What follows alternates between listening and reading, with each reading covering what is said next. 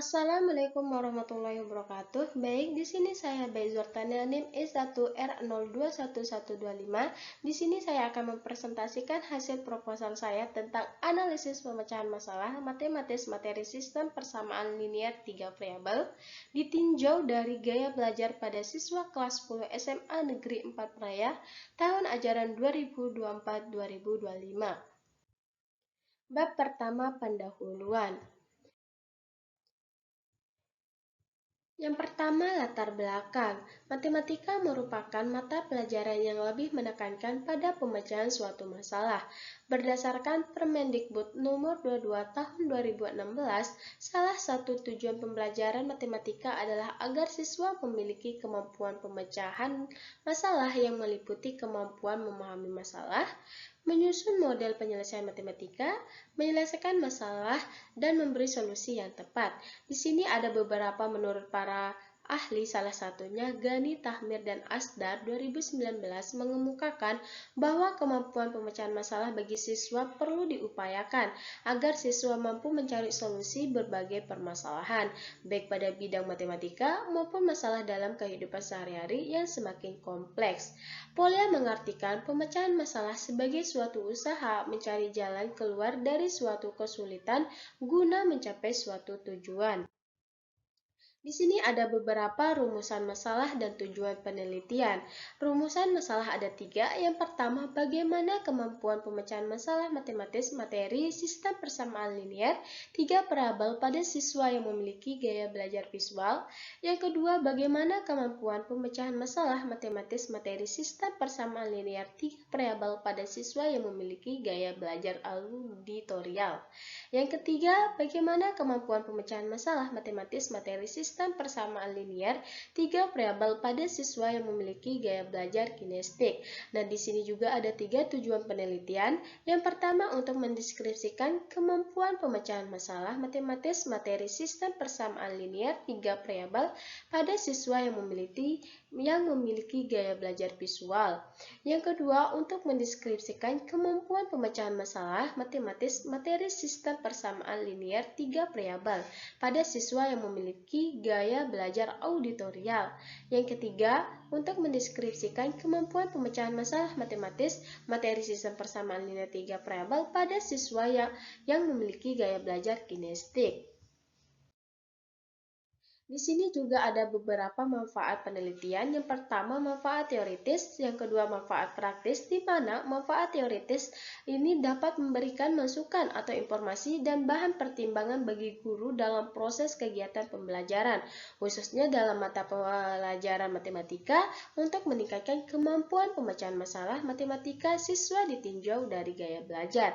Di sini ada 3 manfaat praktis. Yang pertama bagi siswa, yang kedua bagi guru, yang ketiga bagi sekolah. Yang selanjutnya yaitu bab 2, tinjauan pustaka. Di sini ada beberapa landasan teori. Salah satu yang pertama yaitu definisi analisis.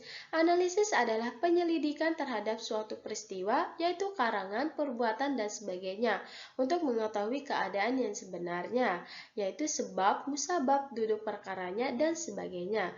Yang kedua yaitu kemampuan pemecahan masalah. Kemampuan pemecahan masalah adalah kemampuan seseorang dalam menyelesaikan tugasnya terhadap suatu pekerjaan, melibatkan pemahaman, perencanaan, pemecahan, dan peninjauan kembali solusi. Proses ini bertujuan untuk mencapai tujuan yang diharapkan. Yang ketiga yaitu gaya belajar. Gaya belajar adalah cara seseorang menerima informasi baru dan proses yang akan digunakan untuk belajar. Ada 3 gaya belajar yaitu visual, auditorial, dan kinestik. Visual ini melibatkan indera penglihatan atau melihat, auditorial ini melibatkan indera pendengaran atau mendengar, yang terakhir yaitu kinestik ini melibatkan gerakan anggota tubuh. Yang keempat yaitu materi sistem persamaan linear 3 variabel, di mana sistem persamaan linear 3 variabel adalah sistem persamaan yang terdiri dari 3 variabel atau peubah. Bentuk umum sistem persamaan linear 3 variabel yaitu x, y, dan z dapat ditulis ax plus by plus cz sama dengan D, dengan A, B, C, dan D adalah konstanta, sedangkan X, Y, dan Z adalah variabel pada himpunan bilangan real. Di mana metode penyelesaian SPLTV ini adalah metode substitusi, gabungan, dan matriks. Selanjutnya ada beberapa penelitian yang relevan.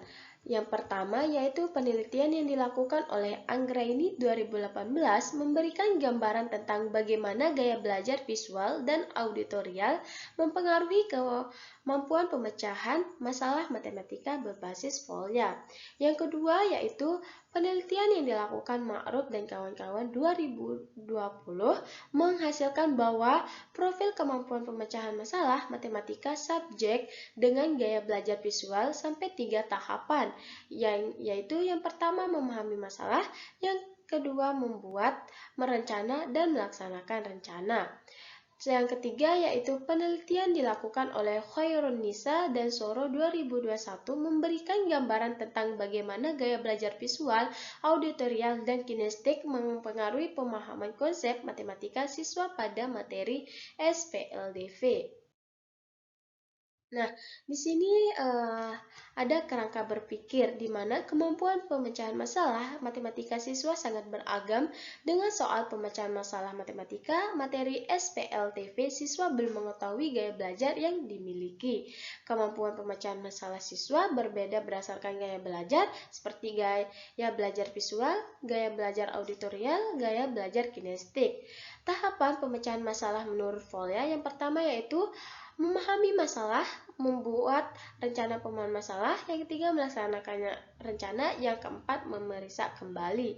Analisis pemecahan masalah matematika siswa yang memiliki gaya visual, yang memiliki gaya belajar auditorium, dan siswa yang memiliki gaya kinestetik. Selanjutnya yaitu bab 3, metode penelitian. Di sini ada jenis penelitian. Jenis penelitian yang dilakukan adalah kualitatif. Tempat penelitian dan waktu penelitian adalah SMA Negeri 4 Peraya, Kecamatan Peraya, Kabupaten Lombok Tengah, Provinsi Nusa Tenggara Barat, semester genap.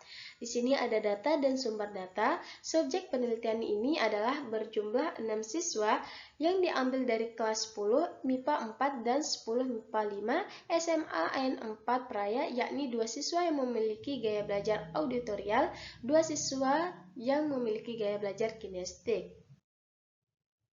Nah, di sini ada metode pengumpulan data. Yang pertama yaitu angket, yang kedua tes, yang ketiga wawancara, yang keempat dokumentasi. Di sini ada metode analisis data.